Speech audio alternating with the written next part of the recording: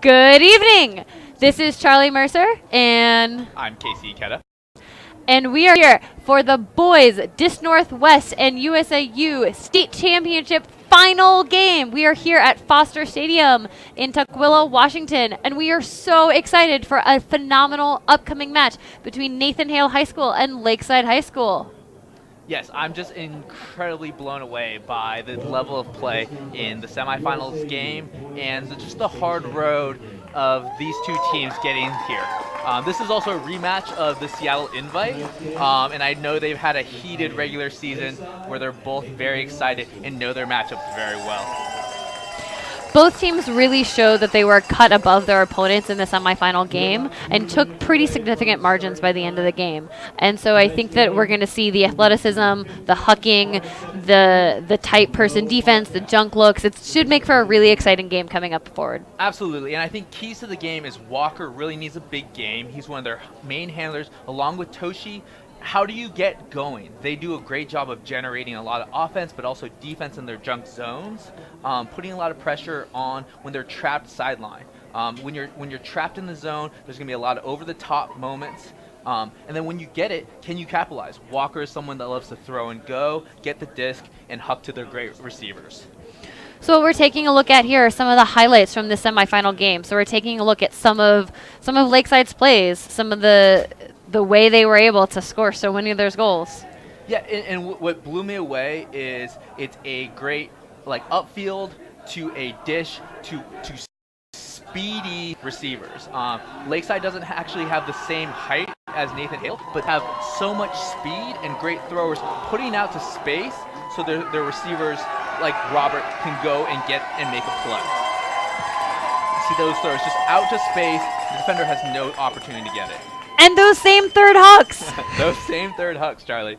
So those are some of the most difficult throws in the game, but Lakeside has been seeming to do it consistently. On the other end, Tony. He is just one of the most fierce defenders I've ever seen, and I might say the best handler defender in the state. There's been so much talk from talking to all of his Voodoo clubmates from over the last couple of days who are so excited and talking about how he was just destroying during the club season, playing against adult players, so that when he comes back down to this high school league, he's really quite a cut above most of his opponents. I was lucky enough to coach him at YCC, but also saw him in one tryout, and he did some of the handler defense, and I stopped and I looked at Steve Gusson, who was the coach at the time. I said, I don't know if I could teach these kids anything. They just did everything that I wanted to. We got ahead of ourselves, but along with Nathan Hale's great tenacity on defense, they have some fantastic cutters. Yeah, they have height, they have speed. Their ability to read the disc in crowds of people means that they're really dangerous in the air. Yeah, I think the key for Lakeside is how do you stop Dempsey and Port? I mean, these are two fast, big cutters, but also they love gaining 10, 20, 25 yards under and turning and hucking to one another. I think we will be saying Port to Dempsey, Dempsey to Port quite often. Yeah, they're so good at getting open in space that with the horizontal stack that Nathan Hale runs, they're able to just own the field and really get open at will. So we are lined up for the first pull of the day. In finals, there's always a little nerves. What do you like to do to kind of get those butterflies out?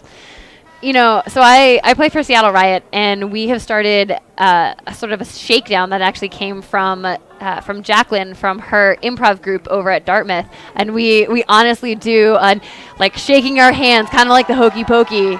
8, 7, 6, 5, 4, 3, 2, 1 business. And it's like you count down, everyone's in it together, and just doing the physical movement before the game starts. Ooh. So it looks like Lakeside came down in a little bit of a junk.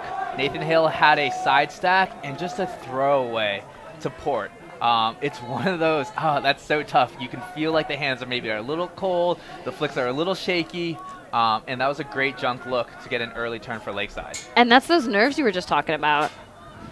So let's see if Lakeside can get capitalized here. They're in a vert stack. Looks like they're, and a drop. And you know what? This feels like a typical finals jitter moment where one drop, one throwaway, and everyone is kind of like, oh, like let's take a deep breath. Great diamond poach for Lakeside. Ooh, Dempsey into the end zone. So it seems like Lakeside is doing a kind of clam, or some people call it like a triangle on Nathan Hale's vert stack. What does that do, and what are the benefits of having a kind of a junk zone like that? The junk zone forces teams to throw more passes. You know, when we have the jitters, the nerves, when we have wind, it clogs up the space that would otherwise be open, and it can help stifle those phenomenal one-on-one cutters and make it harder for them to get open. And looking at that, what do you think Nathan Hale needs to do to negate that defense? I think they need to take a page out of Lakeside's offense and use those give-goes to get through the poaches, draw them into space, be able to go around that junk. Absolutely. Sometimes you get wide eyes and you see Dempsey and you just want to throw it, but understanding that you're throwing into, one or two people kind of just waiting and sitting into space, kind of being patient, trusting your whole offense to kind of generate opportunities. So this is the first D point for Hale. Do you have any predictions? Is it the zone a tricky zone from DY or Dom, or is it? I think it's going to be person. I think they like their lockdown person. What do you think? Absolutely. I got to coach with DY a little bit, and he's a firm believer in hard-nosed person D, and I think Hale would just love to do that. Efron on the pull. These pulls are looking better than they did during the semifinals. And this is Walker's in the middle with Tony on him. This is the matchup to watch. Can Walker get those give-goes in power position? And Tony's defense is showing. Walker didn't get it. Yeah, and 2 or 3 extra cuts, putting someone in bad position, that's huge. The patience is showing. Yeah, Lakeside doing a good job throwing just completions right now. They're a little trapped on the sideline. This is always a dangerous spot to be in. Break side throw, pops up a little bit. Ooh, that's a fantastic D. Fantastic D by Robert Christ, who, if you were listening to us during the semifinals, this is his first season playing Ultimate. Soccer player, has come in and just huge in the air for them. So Walker tries that inside long break around. It just pops up a little into the wind. Robert, maybe a little contact. That with looks arm. clean. Yeah, I would agree too. I think it was close. Maybe a little bump in the air, but I felt like the D was clean. And that's kind of this great offense and defense of Hale, where they pushed him to the sideline, and Walker had to make a tough 40-yard break throw to a streaking cutter, and that's a difficult throw. I always think about when you're trapped on the sideline, it's 80% kind of. Most of the time when you're in the middle, you're throwing 95%. But if you can get a team to throw a lot of 80% throws, you're gonna get the turn. You're gonna get one. So that's a contested foul right there. So Disco's going back to Walker, throws a dump around.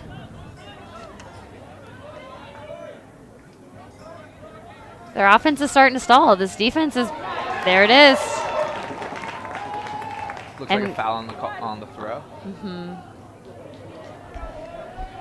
The throw didn't go where it would have been expected to go. Yeah, it really did not. It doesn't look like it was contested at all.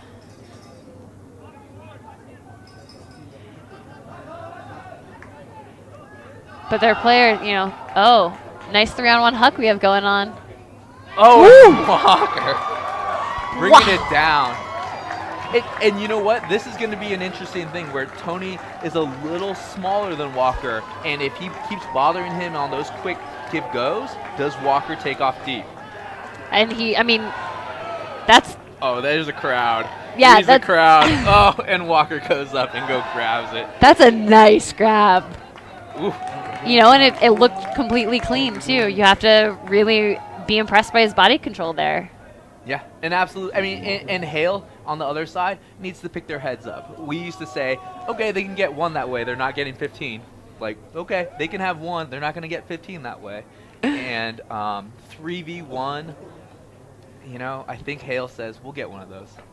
So if you are just joining us, my name is Charlie Mercer. My name's Casey Ikeda. And we are here at the Disc Northwest USIU Boys State High School Championships for Washington. We are at Foster Stadium, and we have Nathan Hale High School facing off against Lakeside High School. Score is 1-1. Both teams have scored on their offensive possessions. No breaks yet? No breaks yet, and I think kind of the early game jitters are slowly just kind of settling in. Some big plays have been made, some bad turfs and drops like kind of said, okay, the butterflies are out there, and now it seems like we're playing Ultimate. So last time Lakeside came down in kind of a junk zone. Are you expecting to see the same thing? In the semifinal, they really loved their junk zone. They came down with it in probably 60% of points, maybe more. What do you think? Yeah, absolutely. I think that is pretty, I would predict it, and it'd be interesting to see what Hale does off the pull to see if they try to do something tricky. Yeah, it definitely looks like a junk. It seems like they've kind of transitioned into a horizontal. Yeah, it looks sort of 1-3-3-ish. But maybe... Yeah, it's a 1-3-3 kind of with a last back. Yeah. And you can see Dempsey in the backfield. He's ready. He's ready for a bomb. Yeah. And I think this is kind of how Lakeside wants to negate Dempsey and Port. Force Port into a handler spot, make him throw 30, 40 throws to move it upfield. Nice looping throw back to the middle. The Lakeside zone seems like it's fallen apart when you get too many players that are trying to guard the same space at the same time. They were kind of, collapsing on this backfield for a little bit, which is really opening up the space for Hale to take advantage. Yeah. Well, and also this, I think this is where they're transitioning back to person, and that's probably one of the trickiest times for a D to kind of match up, figure out who you have. But both teams are going into their end zone and they're back into person. It was actually a seamless transition. I'm very impressed. So that's Ben Perkel with the score for Hale. Nice little... Was that a lefty? It looks like it. Port dropping it back. Swings it to that corner, and you can really see the patience. Oh, it's a scoober. A scoop over the top. I grew up playing Ultimate here in Seattle, and coming back after being in the Bay Area for a while, I think what blew me away most was it seems like high school kids have about 14 more throws than I even dreamed of. Kids are throwing these high release lefties, kind of just casually, the scoops. And it's just a fun way the game has evolved. When I started playing in DC, I felt like I was so cool and ahead of the crowd because I started playing in my senior year of high school. If you started playing your senior year of high school in Seattle, you are well behind, and everyone just laughs at you when you show up to the field and you don't already have your flick. Yeah. This might date me a little, but there's kind of Disc 1, Disc 2, Disc 3, where that was kind of all the highlights of Ultimate, and it was kind of this DVD, and I popped in Disc 1 recently, and there's a point where they talk about throws, and they said, and for the more advanced throwers, the high-release backhand. And that was it. They didn't talk about a scuba, a hammer, a high-release flick, that was it. That's phenomenal. Center to Walker, and we have that Tony matchup. So what I love watching Tony is see how active he is on the mark. I mean, the forces flick, but Tony, in that series of 7 seconds, was wrapping all around, pestering Walker on all of his throws. And, you can just see Hale in general, pestering all the throws, wrapping around, going straight up. And I'm pretty sure there's that rotate. That's just great footwork. Walker seems a little bit like he doesn't quite know what to do here. He's not getting it every other like he was on Wednesday. I think he's realizing that he's going to have to take a little bit of a back seat. And I think That's a seamless D by George Drumheller on Hale. and you can kind of see that frustration come out in that throw. When a player is not getting every other, not getting kind of what they normally get, they feel like they want to create a little more when they have the disc. And there's that moment where, from my opinion, that wasn't a cut, that wasn't a throw. He's just trying to make something happen with his throws. And over a course of a game, those little mental breakdowns really add up. Wow. Oh, almost had the D there. So that was a great disguise. It looks like Lakeside was in person, but they are in a junk set. And their players are doing a great job of kind of reeling in and popping out in the lane when necessary. But Hale is still running some version of a vertical stack, and they were being successful even in the junk. A proof of their players to be able to kind of grind and push through those poaches. Yeah, and it looks like a soft junk where you just have a last back help. So most of their players are fronting in the stack, trying to take away the unders, jumping lanes when possible, and then handing off the deep looks. Let's see if they start transitioning right now when they're starting to get in the red zone. Hale is doing a great job at being patient, moving the disc. Oh. That's a great heads up D. Tony was poached. That's a D by Eric Wu. He's a junior. A really nice D. Yeah, heads up. And there the hook goes up. Efron, 2 Hale players. Big. Sandwiching Eric there. And he's down. Hopefully he's okay. Looks like a little bit of an injury. Ugh. One of the things I love about Seattle Ultimate is how all the players are trained immediately to take a knee. Absolutely. I think it's also from a coaching perspective, it's really helpful where you can immediately go to the injured player, make sure that they're all right. You're not having to worry about players floating or like running on the field, or having to get through 5 or 6 people crouched over the player that you're trying to check up on. So that might have been the 3rd huck Lakeside has thrown into at least double coverage. And now we have a swirly hammer into some more double coverage. It looks like that might become a theme of the game. Oh, man. Both teams here have moments of patience and moments of impatience. Absolutely. I sometimes, because of the level of skill, you forget that they are also high school and want to jack a hammer or want to throw the huck into double coverage. And that's a more traditional Lakeside into space, single coverage, and use your speed to get open. Same third. Same. Very traditional Lakeside.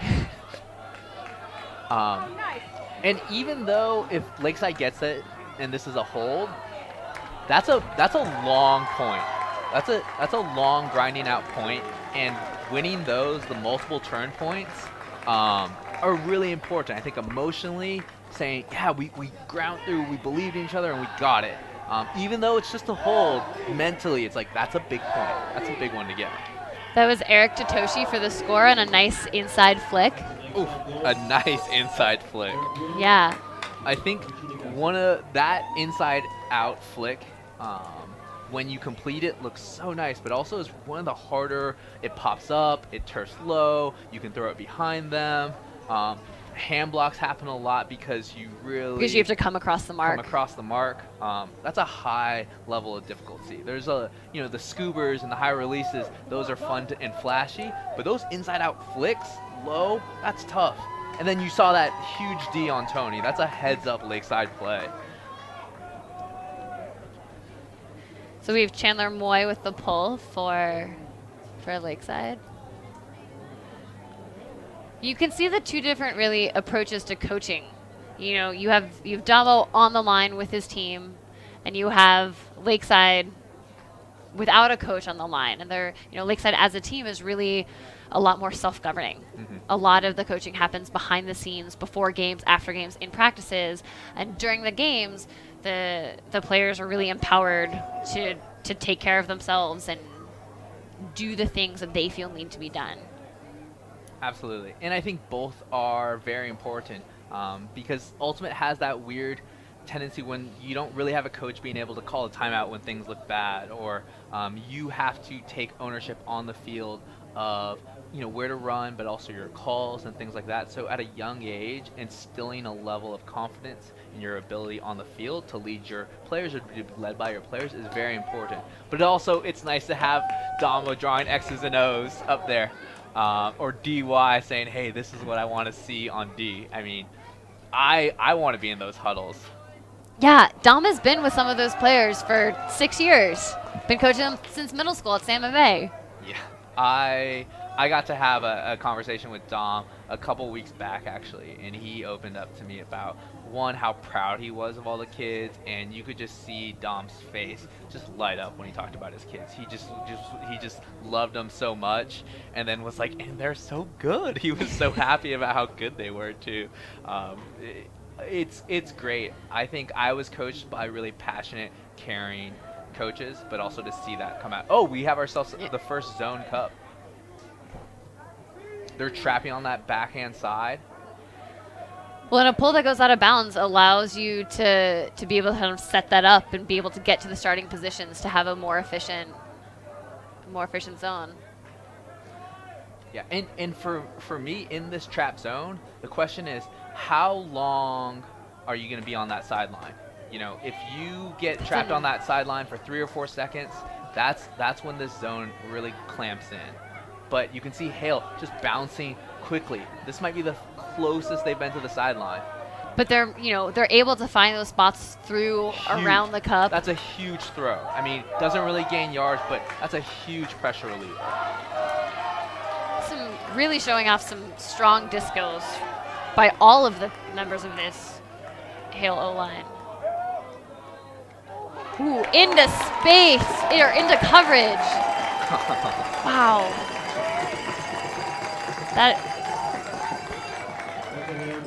Yeah, I mean, going back to Ben's throw, trapped on the sideline, quickly, didn't even take a second to look upfield, throws this big looping around backhand. I think that's really what broke that zone. And then Gabe Port making plays. Oh, traffic, finding that small little window. I love those throws because it's one of those where you just kind of have to go for it. Like there's lots of hands. You could tell he was at a pretty high stall count. Yeah. At some point, do I try and jam it into the end zone or jam it into the reset position? Yeah. And probably playing with Port for so long, you say, oh, Gabe's cutting for me. Okay. Go catch it. I believe in Gabe. I think that's a great throw. Sometimes you got to say, I trust Gabe's going to catch this.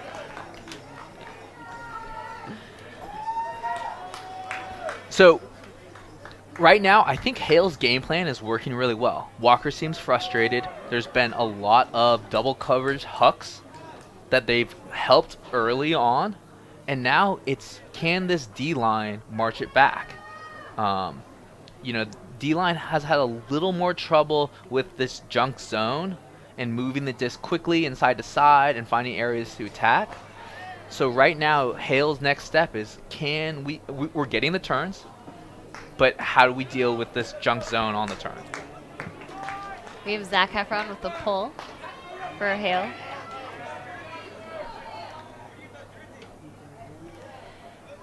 Yeah, and you start to wonder, Luke Johnson's the Lakeside coach, but he's up here in the booth doing the broadcast. At what point is Luke going to say, "Ooh, I want to be on the field with my kids"?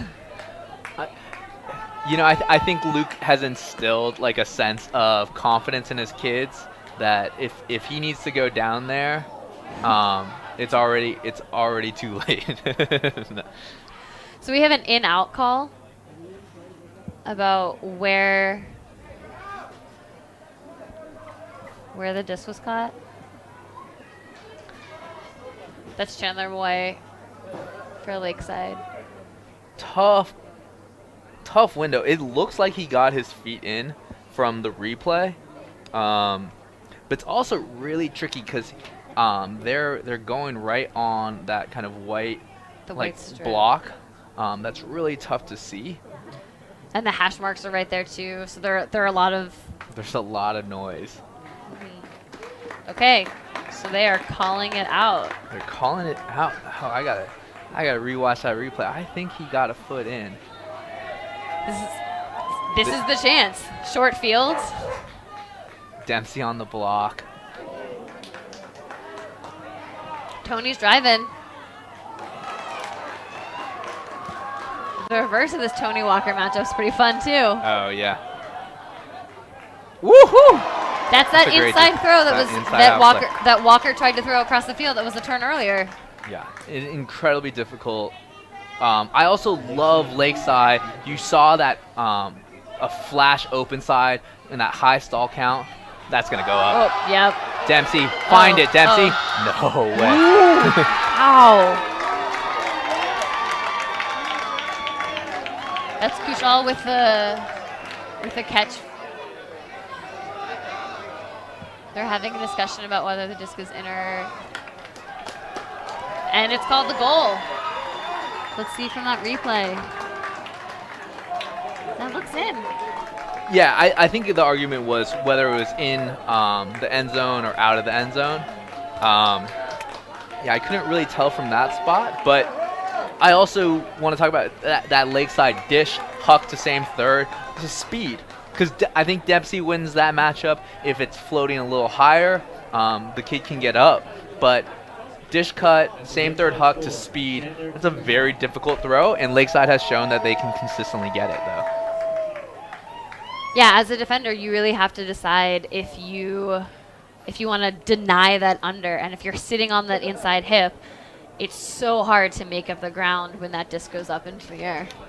Oh, see, I can't tell from that replay if he was in or out either. But it's still just a tricky window. I think he was, stall count was 7 or 8 in that just turn up field. Okay, this is my stall 8 throw. It is a fantastic catch in general. So the throw goes up. Again. Super slow-mo. That might be out. It might be out. Yeah. There was a lot of white around his foot. Yeah.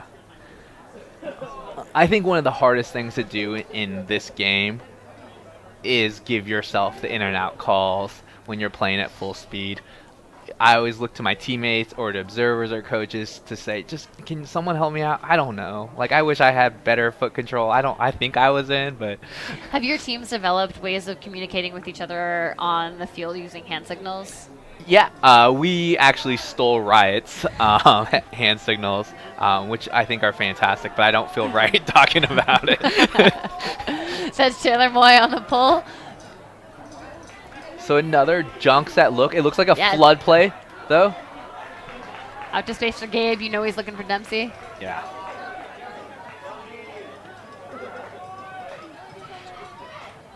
The side sack plays for Hale are great for getting their isolation cutters open.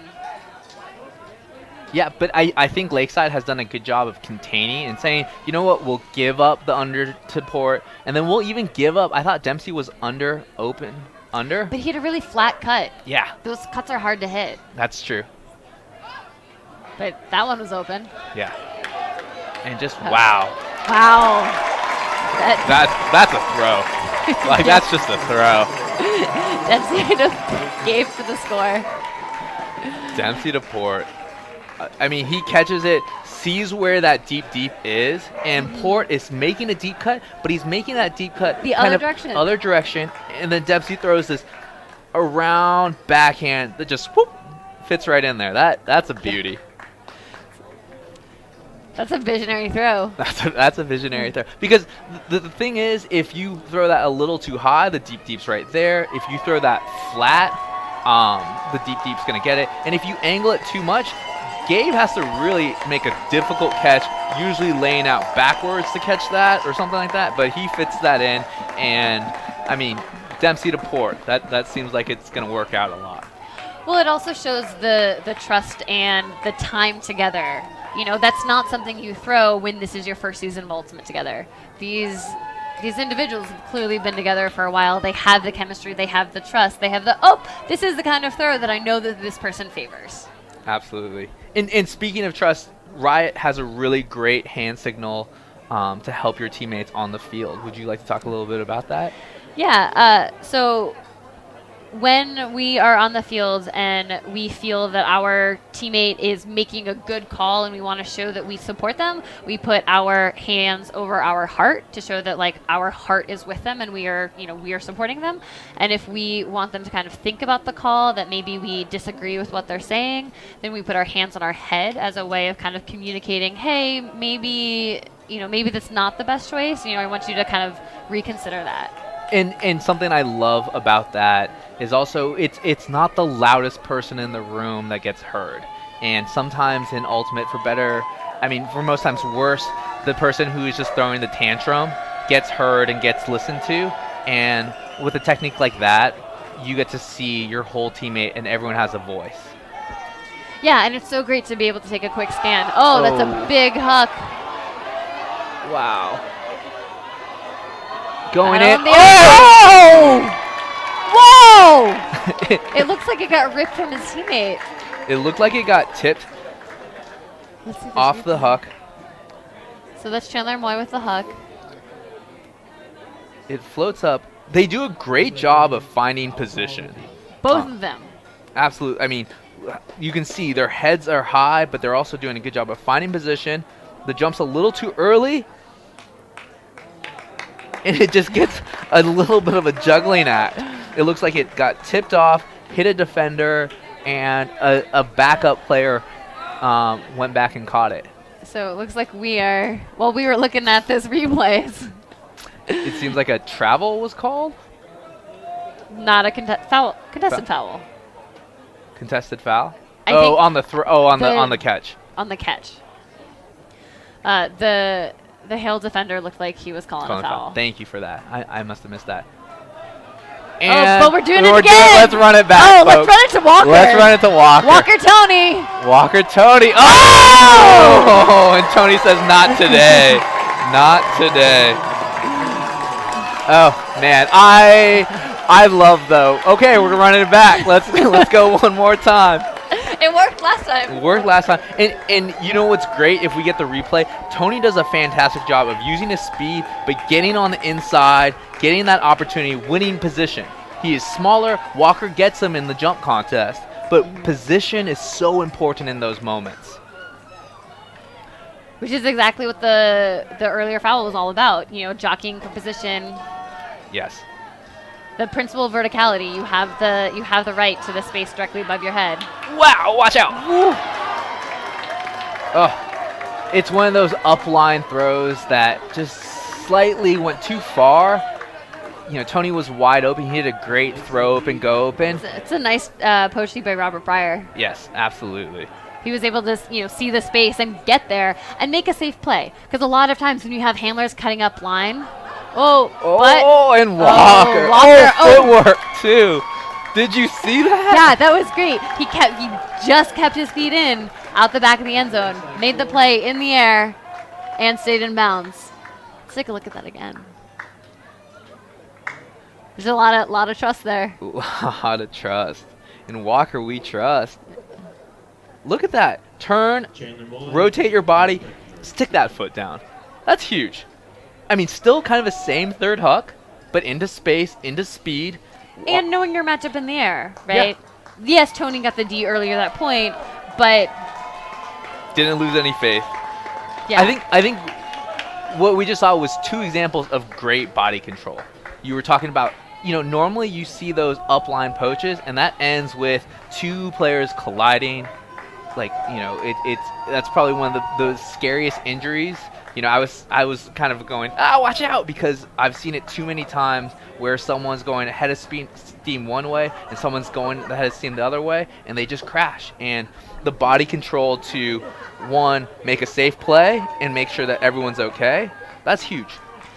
There's a petition floating around the Asian Ultimate community talking about body control, and specifically that instance. And there is a Singaporean player, a female, who tore ACL in a recent tournament, and a lot of just her body got pretty wrecked because they play a lot of mixed in Singapore still, and it was a male bidding into her, and that can lead to some really unfortunate situations. Absolutely. I've had my bell rung going up line, the disc goes up, and someone either just clobbers you from behind or like just T-bones you. And my least favorite is when you catch and turn and then you get hit and you say, I already have the disc. What are you doing? Like, you know, and it's holding each other accountable. You know, mistakes happen. Chandler with the pull. This one is one of his better pulls. Look how deep that is. Floaty, lots of time for. Wow. almost got the D on that first pass. Oof, that's a small window. This clam has been really effective. And they're still hucking it. I think Dempsey gets Oh. that. That's a big energy play. I think, you know, maybe not the best shot or the best look, but at the same time, when that shot went up, I think we both knew Dempsey's catching that, and Hale knew that Dempsey was catching that, and that gets you fired up. And you know what? Your bread and butter is your bread and butter. Can we talk about how Dempsey's clearly fashioning himself after Dylan Freechild? No, the we hair. don't want to talk about that. Okay, we'll just gloss over that and keep going. No, I mean, but I think it is fun that these players get to emulate some of their heroes. And growing up, you know, I got to watch like clip of the days of people. I mean, I remember when Bo jumping over a player came out, and we were all huddled in the computer lab watching it. Be like, watch this. I know they play I Believe I Can Fly for a really long time, but let's watch this. Or and then let's watch it again and again. Or like Miranda's, it was just a grainy clip of the day, her making this huge layout when she was playing with Washington, and we would play it, like pause it and be like, how does someone get that high up? And how does that work? Do we practice that, or is that something we just can't do? Absolutely. So did you have any heroes or role models growing up, or even now in the Ultimate community? You know, getting to play for Riot, I can just look around my team if I want some role models. You know, you can pick them. Do you want the superstar athlete? Do you want the superstar coach? Do you want the superstar teammate? You know, I could name you what I love and respect about each of my teammates. Speaking about teammates, let's talk about your teammates and your national championship with Coach Damo on the field. Mixtape 2017 Mixed National Champions. I mean, that's pretty cool, but it seems like the pool has gone up. That's a nice pull, you know, by Heffron. It lands pretty close to the end zone on the sideline. Yeah. And it looks like Tony has switched off a Walker, and they're putting I'm gonna mess up. I want to call him Xavier on him. An incredibly speedy, athletic player who almost had it. But see, those bids are always tricky when you bid on a give-go handler, because you bid and you don't get it, they're going to gain 20, 30 yards on you next. And they have an unmarked throw. Yeah. So they can, you know, those handlers can put it anywhere. But I like the adjustment. It seems like Walker was going upfield, and this is just a quick change. You get Tony being able to jump a little more lanes. And sometimes just a new matchup forces the player to really think differently. Well, and Chandler's been throwing a bunch of all those big hucks the last couple points. That's true. That's true. And that active mark that Tony has. Oh, and there it is. You know, that throw, get a different personnel, and you're able to get that turn. Absolutely. Oh, and Port leaking deep. Oh. That you know that pump fake, I thought it was going to go up, but actually I really appreciate that pump fake. Port was too deep. Zach made a great calm decision of saying, "Hey, you know what? I trust our offense, and we're gonna walk it in. We don't have to just throw it." You know, I love that it wasn't a hand block by Tony, but just can you make the thrower throw slightly out of their comfort zone? Mm-hmm. Make him rethink what they're. You know, if you can force a player to their. This is dangerous. Oh wow. That's a nice break around by Gabe. Yeah. And inside. Oh my God! How? Oh, you're just knocking on the doorstep twice. What a D by Robert Breyer. And that's a heads up D. Lakeside is consistently getting these great heads up D. You know, Tony or someone is streaking open and someone else is poaching into that lane. Walker, big shot. Going after Kushal again. Man, I thought he might get that. Yeah, it's a nice bid. You can see Hale taking their time to set up this, right? They were like, okay, we need to calm down. Yeah. We need to take control and play our play. Well, because they've gone the turns, but this D-line just hasn't been able to punch it in. And you can only say, we'll get one for so long before you got to go get one. Mm-hmm. What do you think about this really deep stack, leaving a lot of space for the handlers? You know, I think it's nice because Tony and Gabe, you see a lot of these give-go movements, so it gives them opportunities to do that. But it does negate this deep threat, but then they go and do that. So maybe they have good enough throwers to go keep that deep threat viable. Oh, man. You know, as I watch this game, I sometimes like to predict, like, oh, this is the next throw that's going to happen. I did not see that throw happening. But you know what? We can see? We can see the momentum shifting. It's happening right now. Hale has the edge. Lakeside, you can see their energy's down. They're walking back. Yeah, but that's just one break. It's just one break. But timeout called. It is a big momentum shift. The Ds, the plays. When I think those are always big momentum shifters because Lakeside's going to turn their head up and say, well, what are we supposed to do? Do you want us to stop that?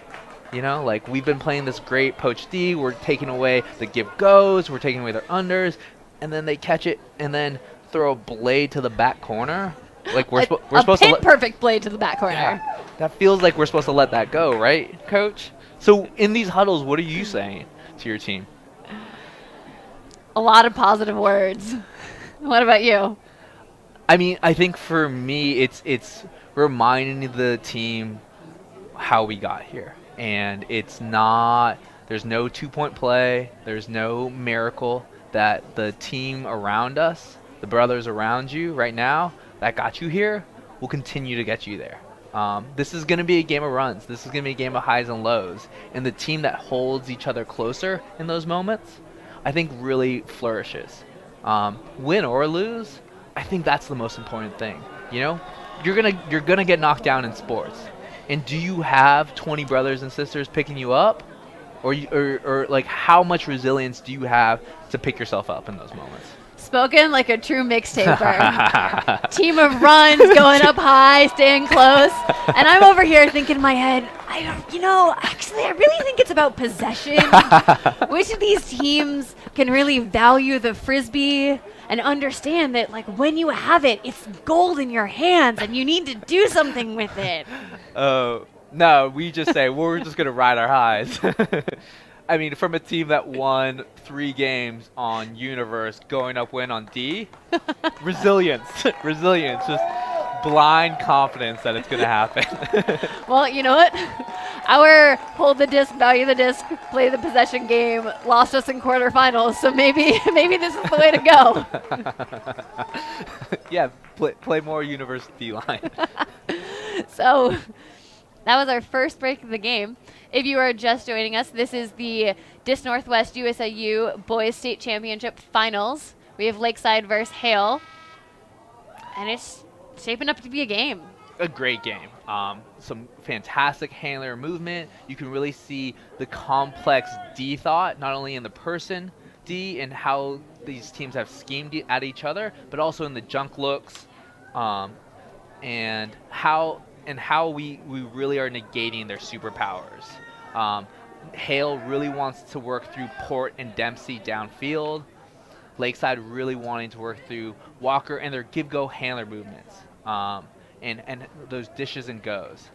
You know, I don't think Hale's going to do it, but this is one of those points that I love to come down and throw a zone. You know, after a timeout, they've probably talked about something. They talked and just go and throw a zone, just like something else. They're not doing it. I know they're not going to do it. DY would never do it. But that give go, that dish huck power position, that's the strength of Lakeside right now. Boom. I'm surprised we haven't seen more force middle. I'm waiting. That's a maybe it's more second half, but that's definitely a signature Hale move. Yeah. And you know what? When we talk about momentum, a point like that is huge. You just feel unstoppable. You go back to your bread and butter. The give goes seem to work. Jamming up the jam hole. Jamming it up the jam hole.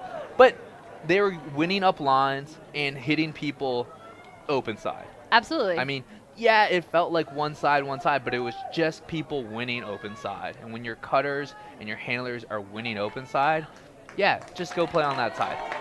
You know, the cut, I didn't see you got it, but I love it's a race to the cone.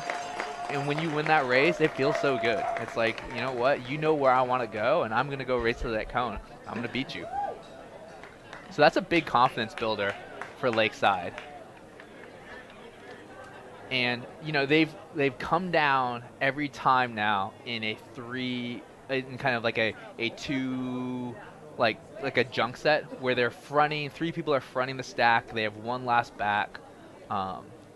Hale has kind of done a couple pull plays where they go to a side stack flood, to a vert flood. I would be interested to see if they go into a horizontal, just to kind of to tack a little more that 3-person front, or if they kind of try to do. Sockeye loves to do kind of like an exploding German, where they start in a vert stack and all 5 players like kind of split. So the last person in the stack runs straight down the gut, where a lot of people kind of spread out wide, and that really helps generate the offense. If I was to text Dom right now, I go exploding German. They're coming down in a jump set, but I don't have any biases. I see some. I see them. Pull by Chandler. Stack is deep again. It seems we got a flood play. Report. A lot of teams talk about forcing into the stack when you see a side stack, but I actually really think that forcing away from the stack, because when you can get that break off to that isolated cutter, it's so dangerous. Yeah. And just like a miscommunication. D by Robert, but there really wasn't anyone there. But he is a hound for that disc. I mean, that is his 3rd or 4th D. I mean, he just seems to be in the right place at the right time the whole game. Yeah. Hale showing they're not unshakable. Yeah. I mean, Lakeside marched this one in, and we're back on serve. Walker again with these throw and goes. Now we have Walker and Port together. Yeah.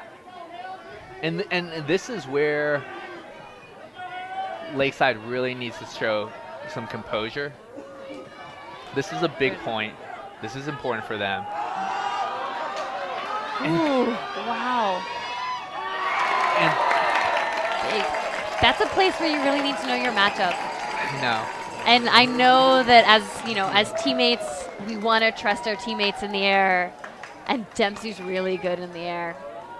Yeah. And sometimes you just need to see that before you put that huck out there. It was a nice throw, and with a different defender, could have been successful. Yeah, and I think Lakeside really is trying to use their speed to beat these players deep, and when the throws are on point, it's working. But when there's a little air, it's not. But I would really like to see Lakeside use their speed and quickness to gain a lot of unders, to force Dempsey and Gabe to play a quick game, because it doesn't seem like they want to play that. They want to run and jump high. So force Dempsey, and I want to see Walker, put Gabe in that kind of handler cycle give-go, where he has to make all these quick movements, and then get into power position in the middle. There's that hoe stack. There's that, yeah. And that's that dish huck that I really like in power position. But now let's get moving, Lakeside. Let's get moving. When they stagnate. Do you think the players are getting tired? Do you think they're mentally fatigued, physically fatigued? I mean, right, Hale has had 2 miscue hucks in a row. Lakeside had a turf, and what's happening here? Yeah, I think definitely a little mental fatigue. I mean, this is a long point, and sometimes in finals games you come out a little too hot. You realize that you sprinted really, really hard. Oh, this is going to go up. Oh, out to space. Feet. Oh, a little toe down. Toe down. Beautiful. Footwork. Nice hook to port for the score. Dempsey to port is something that we're going to say all day. We have been saying it all day. That's a fantastic throw. I mean, I think Dempsey wanted a little closer in bounds, but Port just goes, "I got you." Yeah, I thought it was going outside initially. It had some nice curve on it to keep it in. Yeah, and that's a tough. A lot of times you see that play and they step out of bounds. I caught it out of bounds. To be able to be running at full speed, keep your toe down, and make that catch when there's pressure coming from the back too. That's a well done, great footwork play. So our score is 7-5 here, and this is a pretty critical offensive point for Lakeside. Yeah. The difference going into half of 8-6 versus an 8-5 or something else, like they need to get this one. Yeah. And what will be interesting is looking at the Nathan Hale line is it looks like they're running out, Gabe and Dempsey again after a long point. So they're really doubling down on hey, we want to get this, we want to break for half. And Tony's out there too. And Tony's out there, so this is their line. And on the other side though, if Lakeside gets this, they're a little more tired. They're a little more nervous of we didn't get the one. We were supposed to punch that one in. These are our superstars, and we didn't get it. That's just a big confidence builder. And this is a game of runs, and I fully expect Lakeside to come back and kind of punch back into this game. We're seeing the same faces. Both teams are running really tight rosters right now. Lakeside only has 15 players on their roster, and they took their roster for match play. When you're not playing tournaments, you really don't need rosters of 25. You don't need to be able to play 6, 7, 8 games on a day. And so we're seeing the same people over and over. And because both teams are doing it, they're at least getting similarly tired. Yeah, but it is very different than what you normally see in Club Ultimate, where the tournament, you're built for a tournament. 25 deep. Mixtape was 27 deep this year, and really helped us when we had huge injuries throughout the season, but also during the tournament. Oh no! It never came back in. It landed on the line, and the line is out. So that is a gift for Lakeside, and I hope Lakeside uses it. Oh no! They get to center it 12 yards outside of their end zone. Which is just that's so heartbreaking. Depends on who you're rooting for. Maybe it's phenomenal. Chandler and Moy in the backfield, or Chandler and Walker in the backfield. Oh, and bread and butter. Yeah. Thank you. My bias is coming out just a little bit, but also my D-line bias is coming out of no, just get the pull and bounce. We got to do it. It's you hate to see it just happen like that. But Lakeside exhibiting textbook end zone offense. You saw an isolation, break side cut. Walker made this calm decision. Yeah, he has that inside around. Didn't need to force it. Looked to his dump. There's a blow by. Cut, didn't get it, centered it, boom, dump swings, open side, win the race to the cone. And that's a big one. 7-6. We are close to halftime. Who's our halftime interview? I don't actually know. Maybe I'm seeing a lot of ultimate knowledge out here in the crowd. Just sitting below me, there's Shannon O'Malley and Reed Koss, Drew Johnson. We could just pull them into the booth and have them hang out with us. But also just, what's great is there is fans out here. Heather Ann Brower is going to be the halftime interview.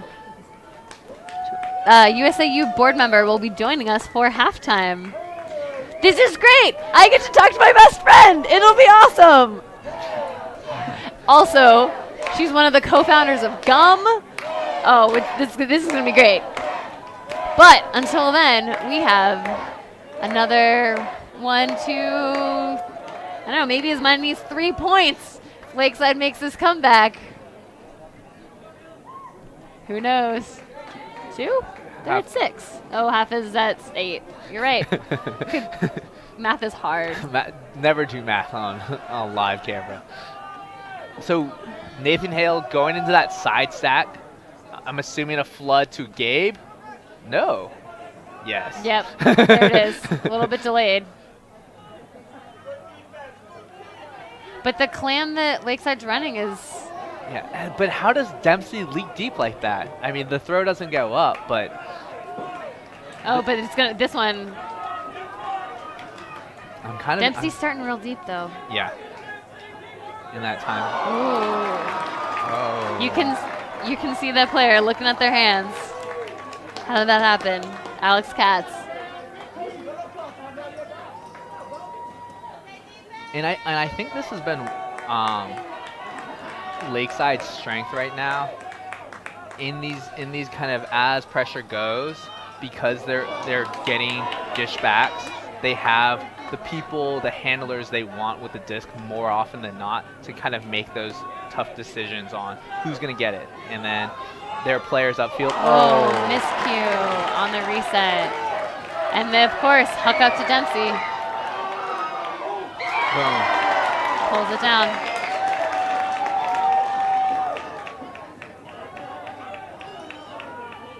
Dempsey, support. Imagine that. Oh. It's a nice break around.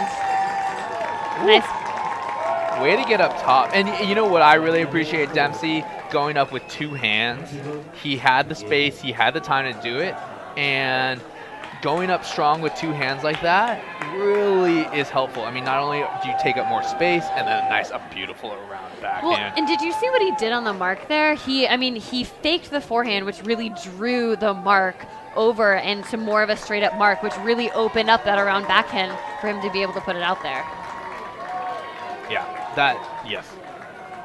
Sometimes we talk about how important it is to move the mark with aggressive, fakes, and that was a great example because Dempsey was attacking with his flick, moves the mark, and then around backhand to space.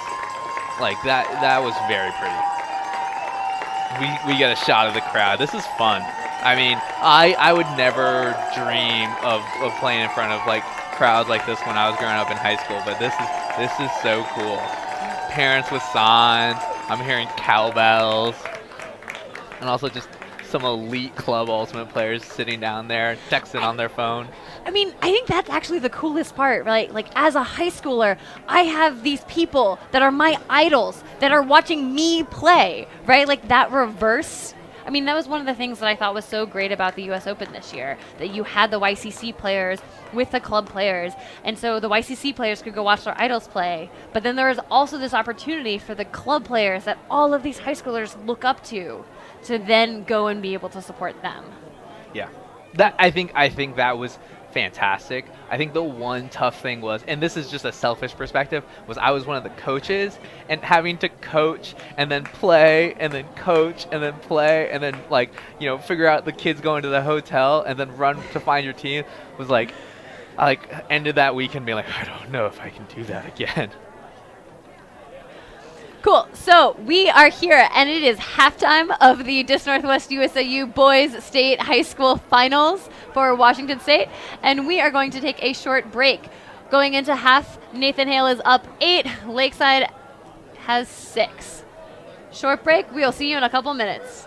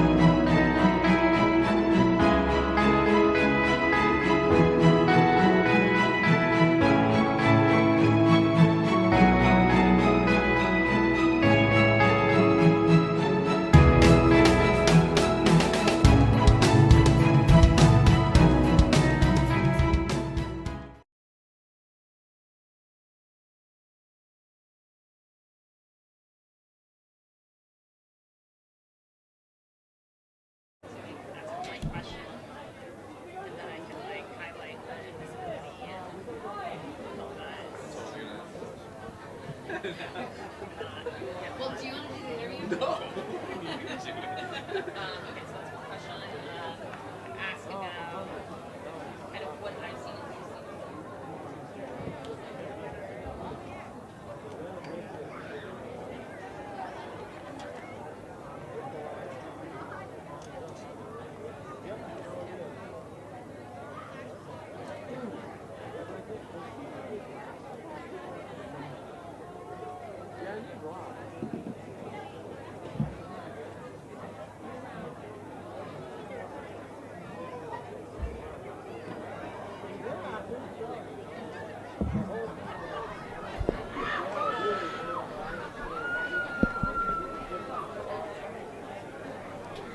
And we are back.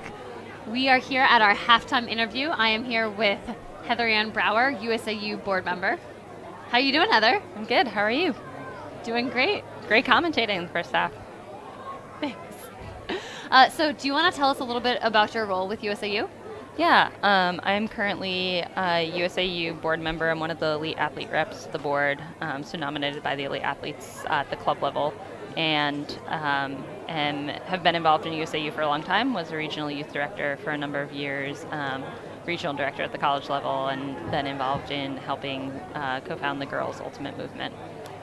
So it sounds like you have done a lot. You've kind of seen the growth of Ultimate over the last couple of years, last bunch of years. Can you tell us a little bit about what that's been like and what changes you've seen? Yeah, absolutely. I actually started coaching out here in Seattle and getting involved in the youth scene in Seattle, which obviously is robust and doing really well. Started that when I was coaching elementary through middle school. And yes, elementary school Ultimate is big and awesome out here. And then have been coaching up through the YCC level, and it's just been really cool to see programs grow across the country. Cool. And how do you see the Seattle aligning, kind of what's happening here at the local level, aligning with what USAU is doing at the national stage, increasing visibility? Yeah, absolutely. I think that's kind of the big thing, right? Tonight you get to see live streamed high school ultimate state championship, and that's pretty incredible and a really great model I think Seattle is setting for how youth ultimate could look around the country. And I think that it totally aligns with the USAU mission of right now of like focusing on visibility. I think that if you look at the events that have been happening and all the energy USAU has been putting into getting visibility on ESPN, and really showcasing the sport at that high level, it's cool to see a community that's really doing that at the local level, and it's fun to be part of this community, and I think it creates a really great opportunity to try to help inspire other states to be able to create events like this and live stream and get to see these amazing high school players across the country. I think it's really rewarding. I think in the future too, as we kind of talk about the different opportunities for the future of our sport, national level and international level, this really kind of helps continue growing youth ultimate, and that's really, it's going to build kind of the base for the future of visibility and more awesome chances to watch live ultimate. I mean, there's people been watching from all over. State semifinals the other night. I've heard from people across the country who are watching, and it's fun to kind of see people tuning in and getting excited about the sport. Looking forward to more of that, both at the local level and national level. Awesome. Looks like we're about to start the second half. Before we go, do you have any parting words for us? Keep doing a great job commentating, and keep highlighting these awesome players. There's also a lot of there's a huge turnout for this game tonight. The stands are pretty packed, and it's really great to see a lot of people out here in force and in person, and seeing a lot of youth players from across Seattle out here watching. Lots of YCC players out here, and it's pretty inspiring to see what the future is going to look like. So have fun in the second half. Awesome. Thank you very much. That was Heather Ann Brower, USAU board member and local Seattle coach at Ingram High School with YCC U17 girls team. One of the leadership members of Seattle Soul, helped start a new club team. We could just keep talking about all the cool stuff she does.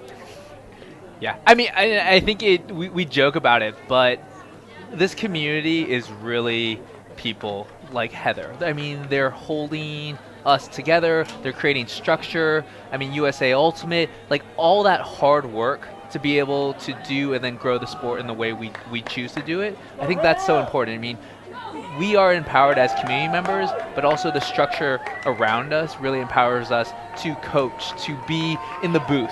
You know, these are the moments that are really important to our community. So that was Heffron on the pull, and again we have an outside-in pull that lands out of bounds and spent most of its time out of bounds. Oh no, that's a tough way to start the half. Second one in a row. So going in though, halftime adjustments for Lakeside, what would you say? I think that Lakeside needs to play the patient offense. They need to chisel up through the middle. They need to go to their bread and butter. It's successful for them. When they're trying to be Hale, when they're trying to put up those same third hooks, it's not working. Lakeside needs to retain their identity instead of trying to take somebody else's. What about Hale? What do you think Hale needs to do? You know, I think Hale is doing a great job of generating Ds, but then, you know, the junk looks. Ooh, look at that!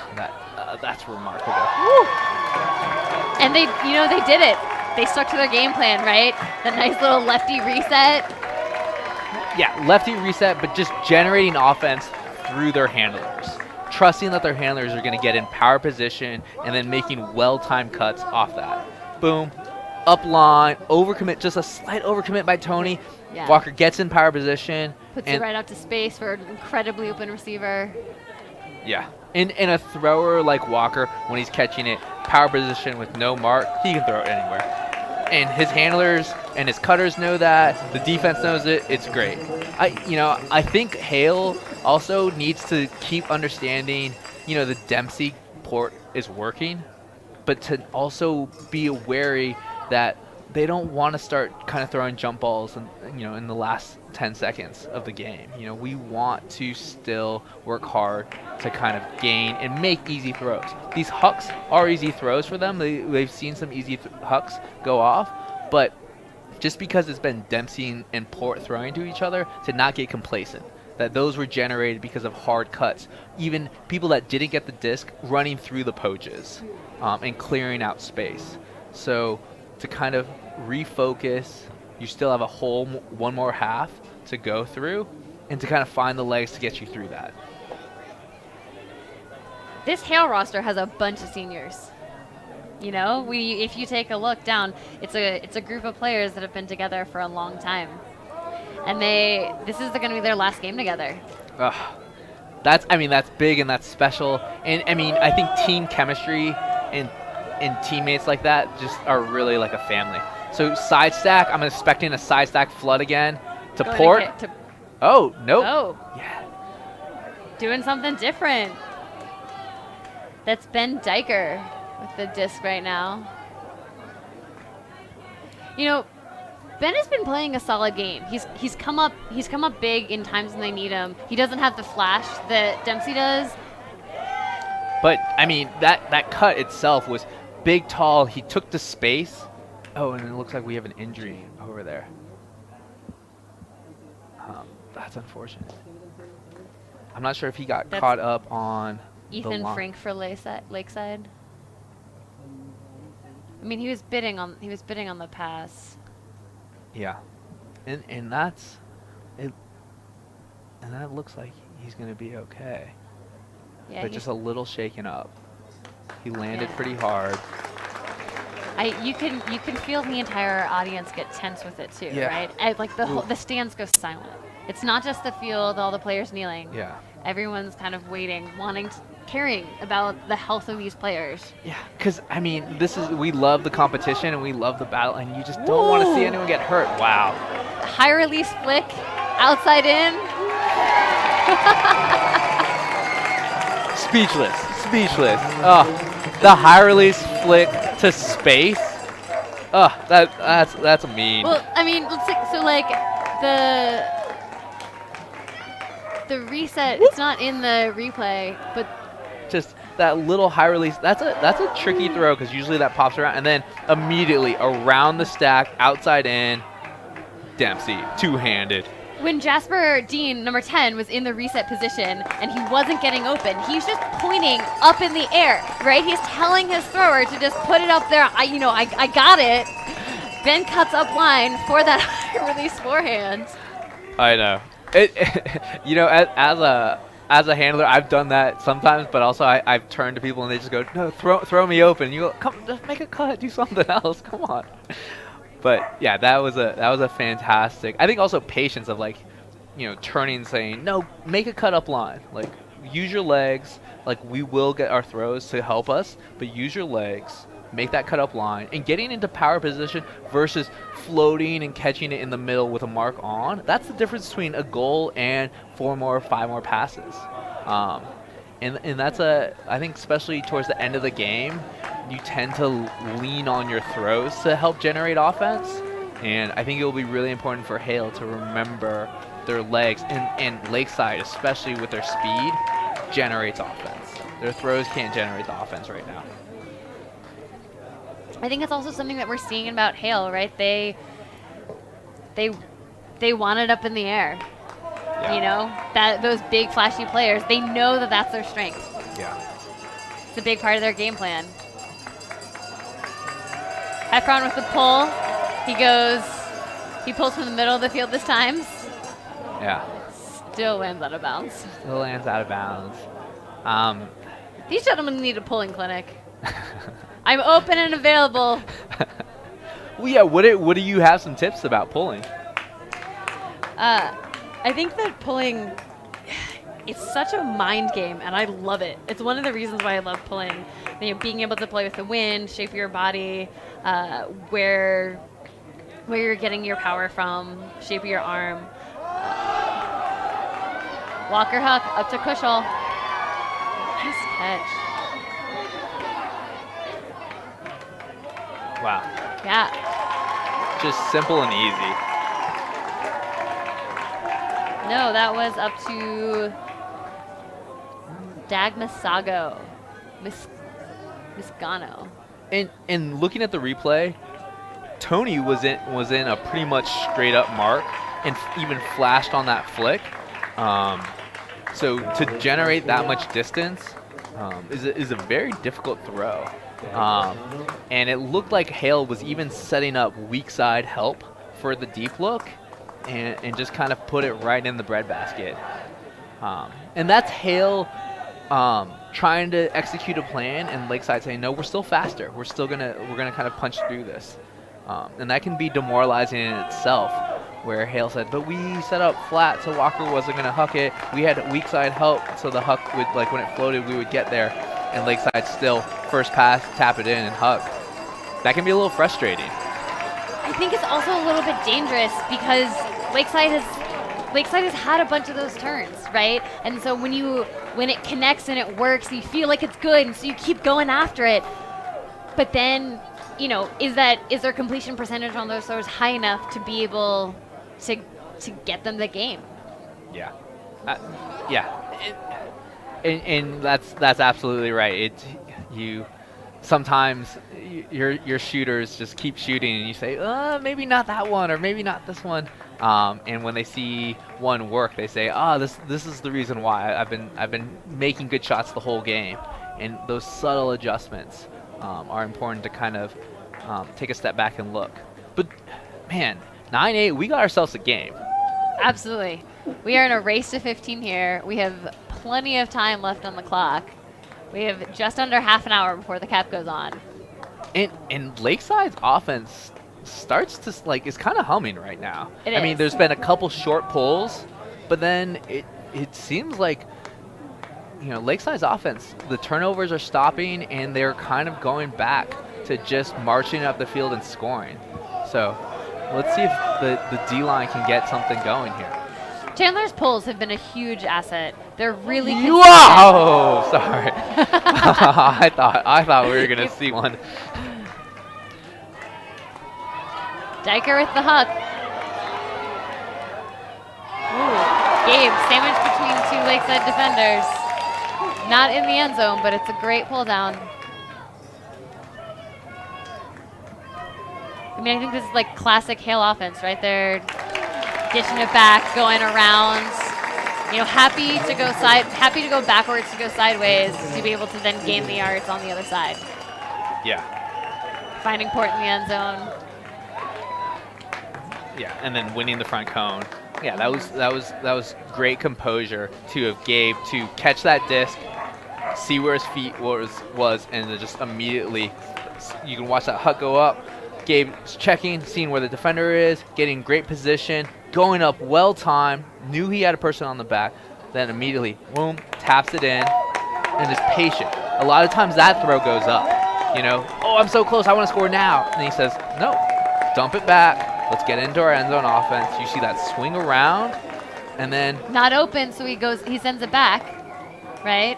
And then and often that reverse, like when you send it back, you can then attack the lane you just vacated, Yeah. and that space is often open. yeah, and so often you see that swing to that corner, and handlers say, oh, we're so close. I only want to move forward. I only want to, like, I'm on the cone. Let's go score. And to have the discipline to say, all right, I'm going to throw it back. I'm going to push up line to create space for then Gabe winning that cone race. Some fantastic composure in a big game. But I can't believe, I don't know who it was on Lakeside, but sprinting down and almost got the D. I mean, it was a very casual centering pass, and man, there were some wheels on that kid just coming down. And those are one of those, if a layout, you catch that, you're probably in the end zone. That's a Callahan, and that's, I mean, oh. You stay up nights thinking about that, oh, if I can get a Callahan State Finals, that's huge. Yeah, your name will live on. You have so much glory. Have fun with the pull again. This one's much nicer. Keeps it in bounds. Centering to Walker, as we expect, to Chandler. You can see Nathan Hale now flashing the lane a little more in their handler set. And we're back to the Tony Walker matchup. Yeah. But it looks like Walker is finding his groove, right? Tony, I think, had the edge earlier. Walker seems to kind of have found himself again. Yeah.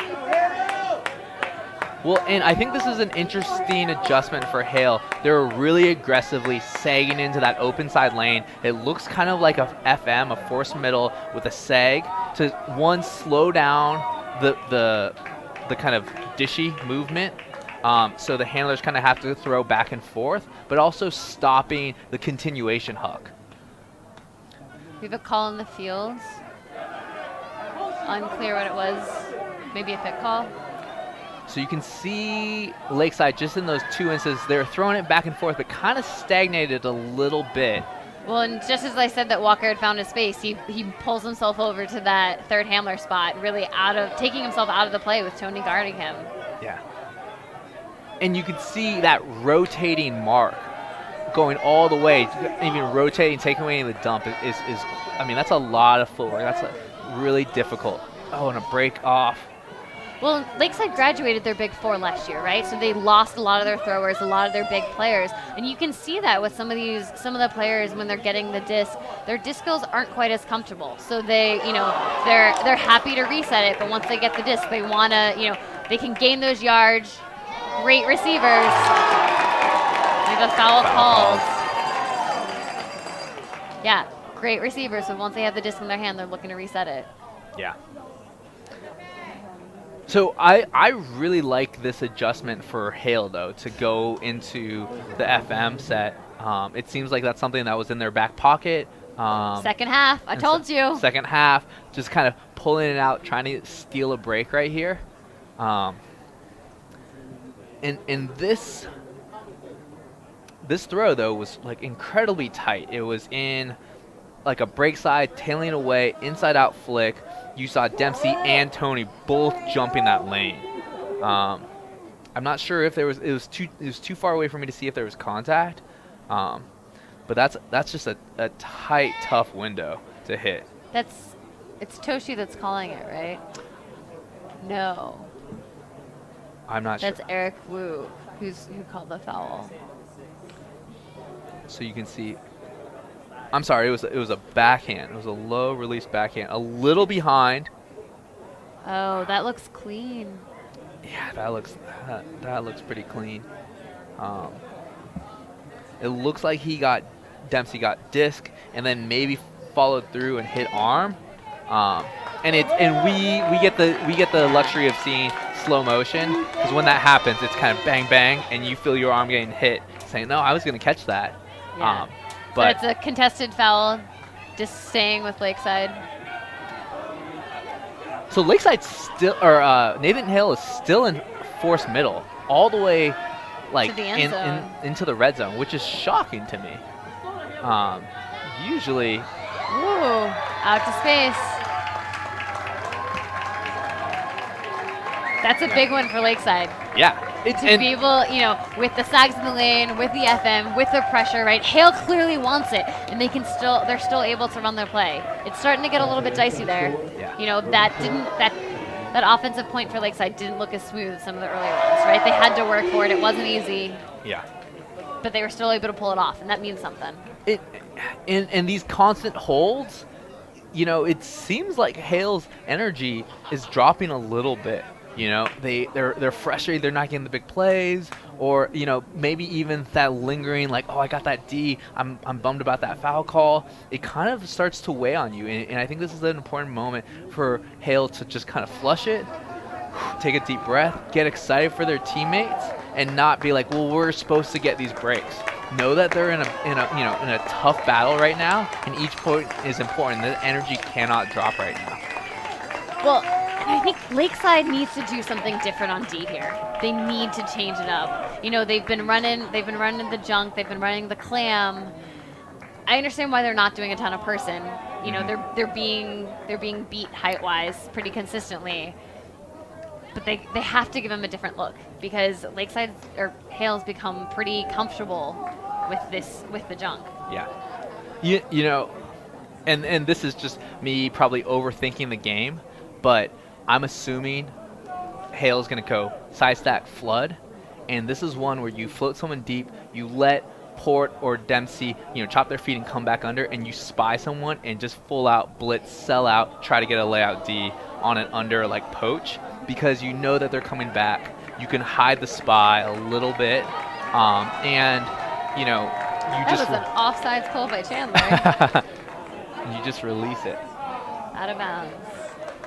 But I'm a big fan of kind of gambling and finding some Ds, because breaks are just so far and few between. And in a game like this that has really cleaned up, trying to just get one, generating one risky throw is really all you can ask for.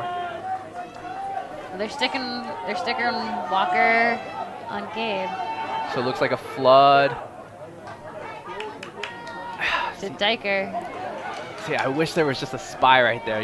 He's coming back under, and just when that throw, like when that feet come, you jump out and kind of go for it.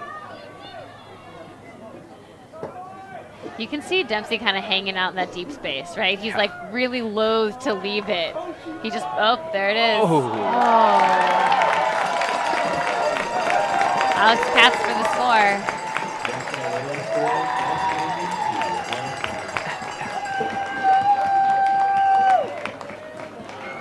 That's one where, as that Lakeside defender, you feel like you're kicking yourself for not bidding on that throw. Like you're coming in from behind and you're like, if I just left my feet, maybe I didn't get there, but maybe I would have gotten there. Yeah. Or, that D too, if you leave your feet, one, the person catching it is, do I have to readjust? Should I think about the tip? You lose sight of the disc for maybe a half second, and then it comes out and pops in. Does it change anything? It's tough to say. Yeah, you have to make a full speed, like 3 foot, high layout D right there. But I think that was the play. those Ds you need at this time when you're Lakeside. That's true. Because when both teams are playing incredible, you kind of have to ask for the amazing. You say, yeah, I know it's tough. I know this is impossible. This is the game we play. And D is really hard. This is the state finals of the, Dis Northwest USIU Boys High School League, right? Like, this is the game. This is the game, yeah. We should not be surprised that the level of play is superb. The complex offense, the complex defense, the counterplay from coaches, the athleticism that we've seen, the throws. I mean, you know, half these throws, I'm sitting there like, I think I could throw that, but I'm not 100% sure. I'm pretty sure I could throw that. I'd like to think that I could handle on this line, but man, he's looking good. Like, would I match up on Walker? I'm not sure. That doesn't seem like that much fun. This next generation of high school players, like, the bar just gets higher and higher. Yeah. Heffron with the pull. High. Pullers need to keep it in bounds. It's such a big advantage. Like, being able to have your pull in bounds, play gets moving right away, you're able to get your defense in there. Yeah. You can maybe catch, like, if you stop the first throw, then their pull play is messed up. You know, the centering's not right. People are out of position. It's, yeah. I mean, and you're losing 20 yards. 20 yards is a lot. Like, let's get these pulls in bounds. So now it looks like they're not sagging anymore. It looks like a straight up or maybe a forced flick. Tony's still harassing Walker. It's a pretty tight defense. So they've gone away from the FM, which actually I thought that worked really well. Just maybe to half field and then go into a force one sideline. Yeah. I just wanted to see it one more time. Wow, Lakeside really fighting for those up lines. It looked like a foul called on the first upline cut before Walker, which should stop play, was my assumption. There was a lot of contact in that upline. So this is gone. I think it should go back. Stalls at 6. So this is, I mean, this is a tough spot. Stalls at 6. Tony Walker. Walker has to go get the ball right now. Yeah. You know, but you can see all of the Hale defenders are locked down. They're a half step away from their person. Wow. Ugh. And they're clearly ready to bid, right? Yeah. They want this. Their heart, their fire. Nice reset, Scoober. Not my favorite bid though. I mean, I love the effort, but those are ooh. That's a nice bid. That is George Stromheller with the D for Hale. It's a nice bid. Nice bid, wrapped around. It's the same. It's similar to the one that we had seen on the throw before. Maybe I thought the throw before there wasn't a safe landing spot. Just from my perspective, that there was only ankles to land on and then the other bid it felt like there was a clear path to land. But I also like. Those are so tough. Ethan Frink with the D. It looks like we have some sort of discussion. Looks like Tony's calling a foul. It looks like a foul on the throw. Mm-hmm. It looks like Walker's pretty unhappy about that call. We need players and coaches to move off of the sideline, so we're crowding the sideline.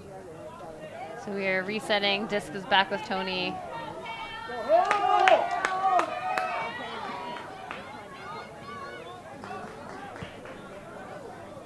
I like that Hale's sticking with their vertical stack, but their players are starting to look tired. You know, they're not as crisp. They're not moving as quickly. Someone's leaking deep. No one. Oh, there's a pick call. Sorry to interrupt you, but I just saw someone flying deep, wide open. But you sticking with the vert stack. Trying to find. The game is getting more physical.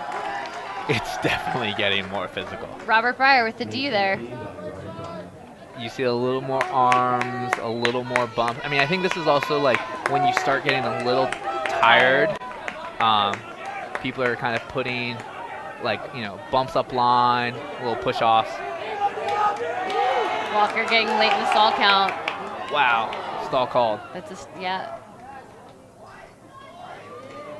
So this is the moment too, though, for players as it gets more physical, as you get more fatigued, as there's calls. Mentally, how are you? Are you going to break? Are you going to get frustrated? Or are you moving on to the next play? Are you ready to go? And we can see it. There are more calls. Yeah. You know, it's one of the things about Ultimate being a self-officiated game.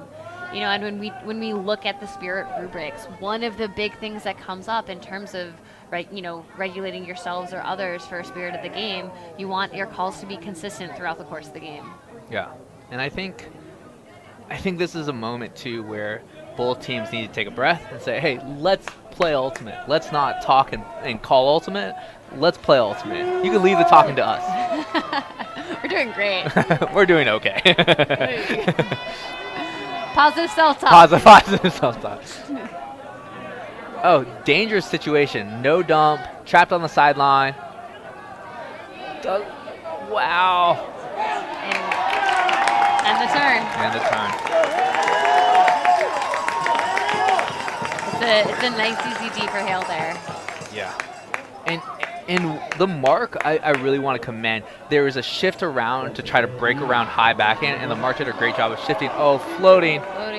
Get up. Oh.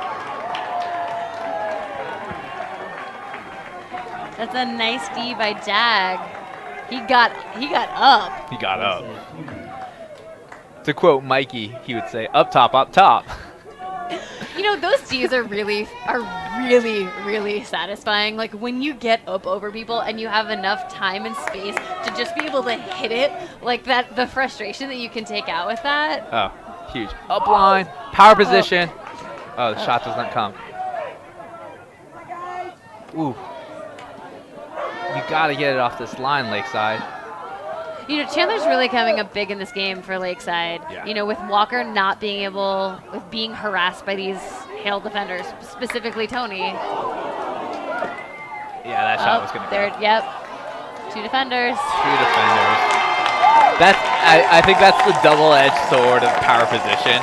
You could tell Walker caught it in power position and was like, I'm throwing it. Somebody just, like, pretend to go deep.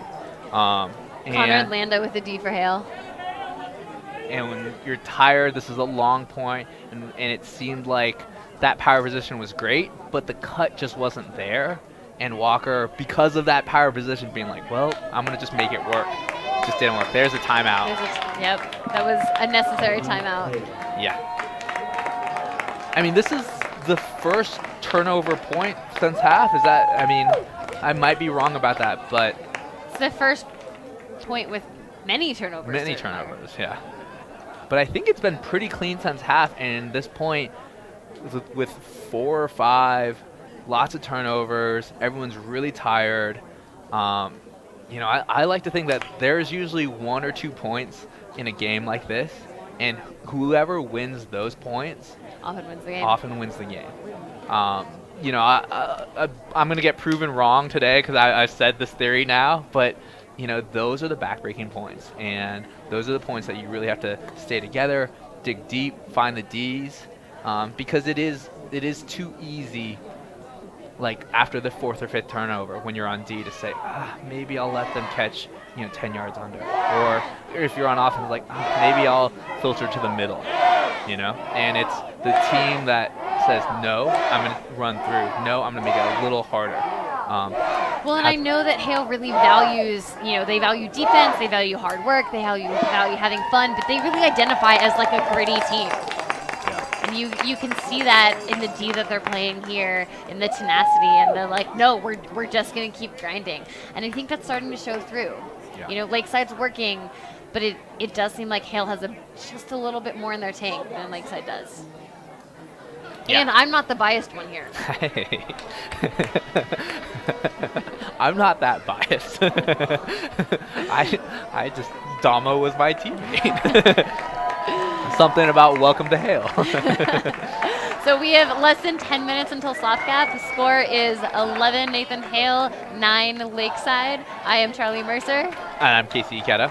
And we are here at the Dis Northwest USIU Boys State High School, Washington State High School Finals.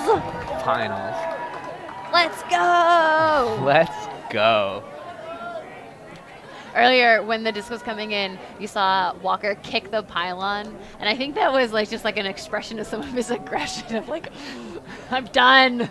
I have to be spirited. I have to do these things. But you want to win. And I know Walker and Tony have been battling not only this game, but all season, in the summertime, and they want this.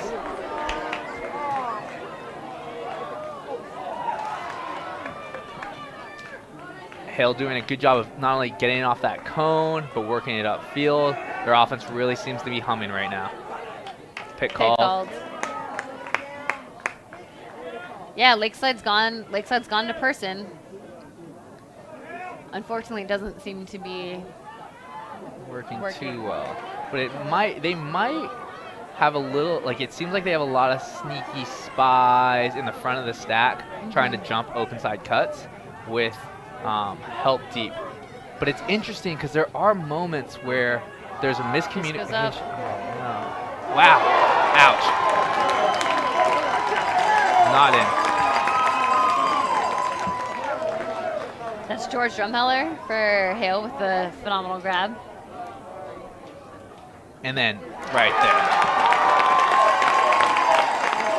And that's huge. The timeout to march it down. Big play. Break. Oof. Felt a little bit like a nail. Let's take a look at that replay.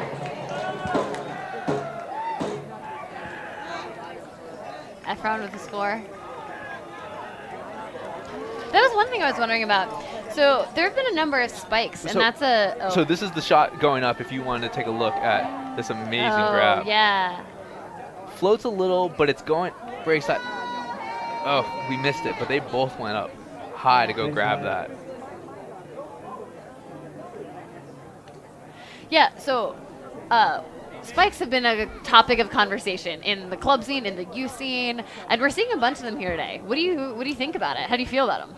I have gone back and forth. In middle school and high school when I played, our coach completely outlawed them. We weren't allowed to spike. And this is when I was also playing against a lot of the South Eugene teams. Dylan was a young sophomore at the time, and, but it was more like Jacob Janin, Johnny Block, and they had some of the most fantastic spikes. And in my head, I didn't think that it was disrespectful to get spiked on. I knew the guys and knew that that was kind of firing them up and didn't have a problem with it. Mixtape spikes a ton. With some really spectacularly choreographed spikes. Some spectacular choreographed spikes. So I go back and forth. I might be a little bit of a grouchy old man because I don't love it at the high school level.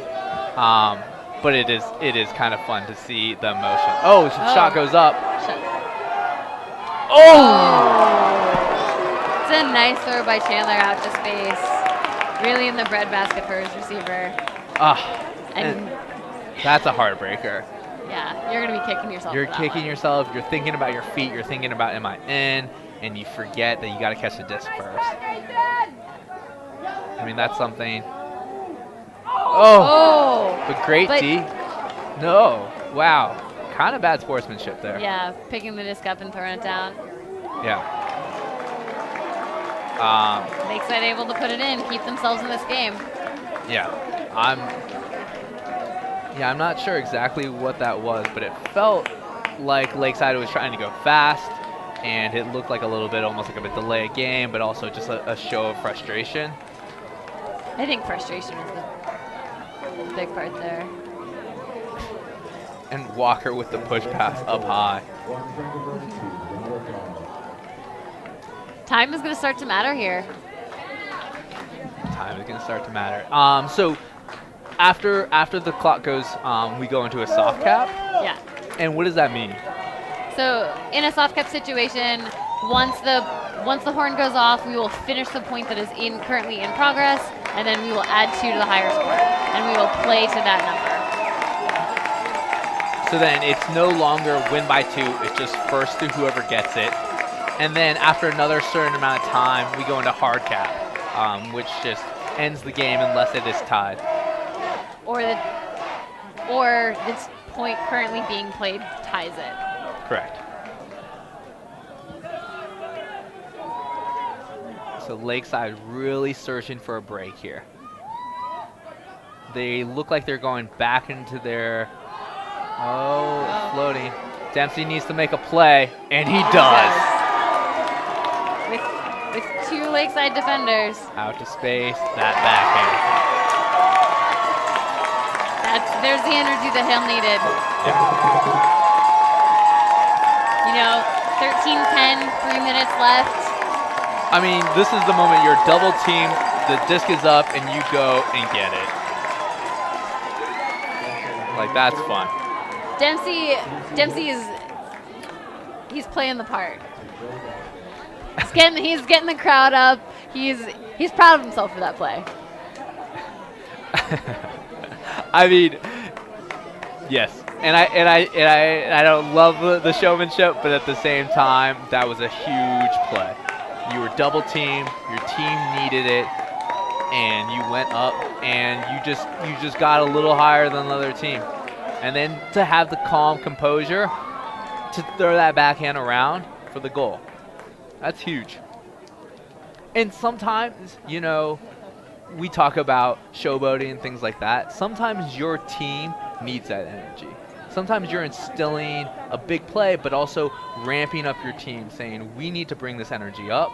And yeah, maybe it's great for the crowd, it's great for all these things, but also your teammates really bring themselves up in those moments. And I think great players also know how to generate that energy and enthusiasm off of a dump swing, you know, like a clean point, and just getting so amped up and bringing your team to that next level. I think finding and generating energy is so important in Ultimate. Well, and that's what Lakeside needs to do here, right? You know, they need to find – Lakeside is a team not of the big names, right? We keep saying Walker, saying a little bit of Chandler, but really it's kind of a faceless army, and their players are playing the roles, and they need to get hyped up off of that beautiful swing pass, off of the handler give and go, and be proud of that.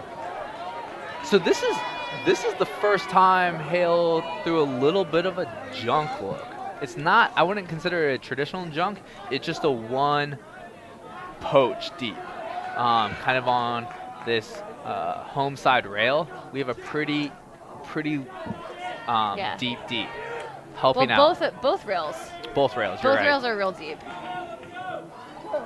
But you know, if Lakeside sees this really plays into what they like, being able to give go to the handler to that in cutter.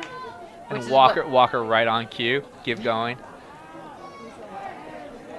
And it's a wonder of maybe is Dom and DY saying we're playing contain, we're looking at the clock, and we don't want you to score on an easy shot. But then Lakeside, why do you go do that?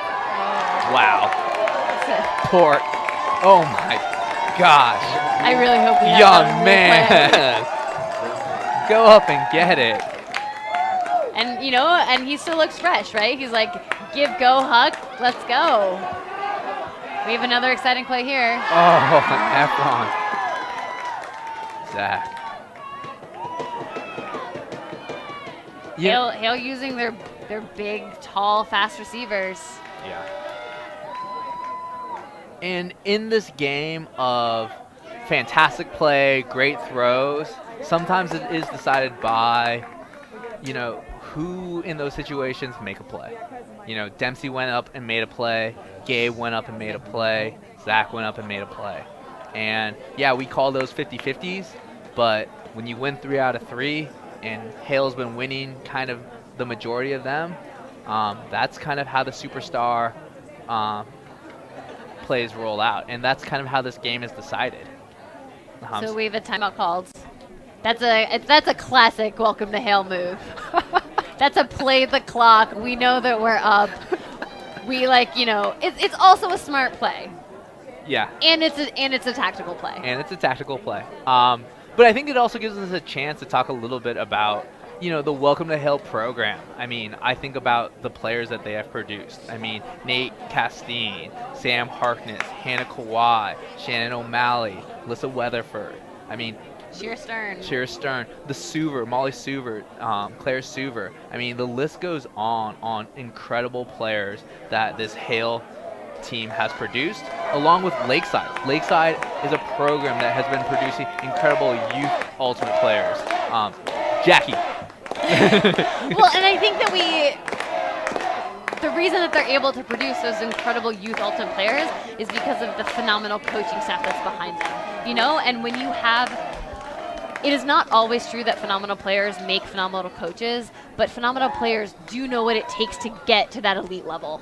And when you have such great coaches, you're able to build these programs and keep them going. Yeah. To develop these players in ways. Oh! Foul called? Foul called, but I definitely think 2 Hale players sandwiched themselves. Yeah. I'm not. Yeah. Oh. Okay. No call. Nope. It's like I think retracted. it got retracted. I think that was a good call. I think, and I actually, it looked like Tony.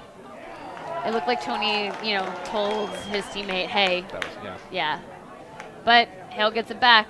But I also like that there's moments where you get hit, you call a foul, and you look, oh, I ran into you. I'm sorry. Hale, Lakeside just turning it over. I mean, this is the time when they're a really small roster. Sometimes the difference between running 10 for a game and running 12 or 13 for a game, it matters. You can see they're making mistakes. I don't know, Coach. I feel like they're ready to play. It's state finals. They're hyped. They could be sore and tired tomorrow. I think they got legs. Yeah. I mean, if you're going to be tired right now, what do you, like, come on. You could see Tony trying to dump it in and then realize he was looking at the wrong white line. Yeah. And that. This is starting to look like the beginning of the end. No, this is it. This is the end. This is it. That must have been hard cap. And 2017. That's it. Nathan Hale won the game.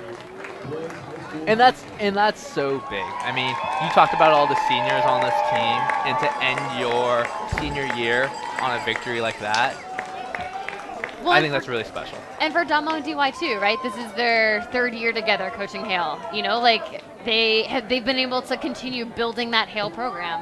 Yeah.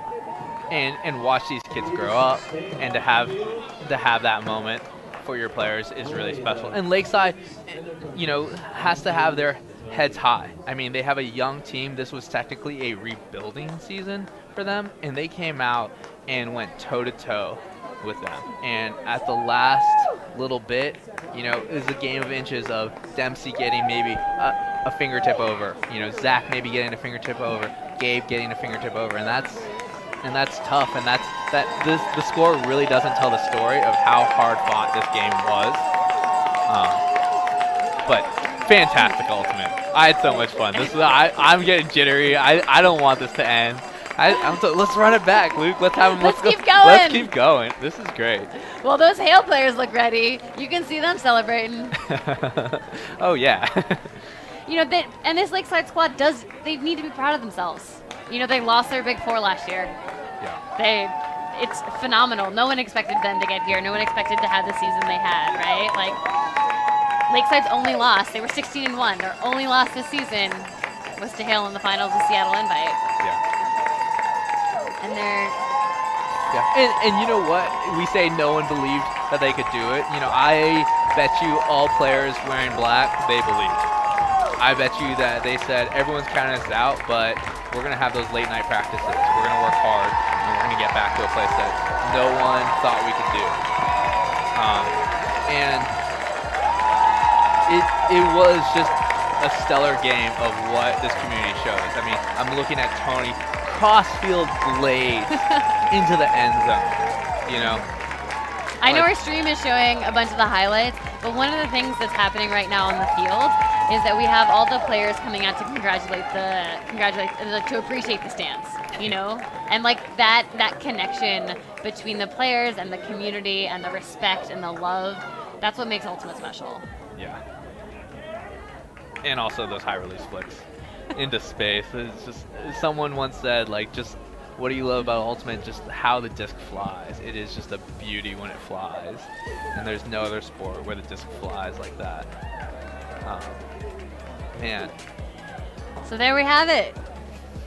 Nathan Hale High School, our Disc Northwest USAU 2017 state national champions. Did you know that Washington State is the only state to crown a state champion, not national champion, a state champion using match play and not tournament play? I did not know that. Thank you for that. Yeah. Lakeside, good game, fought hard. Final score 14-10.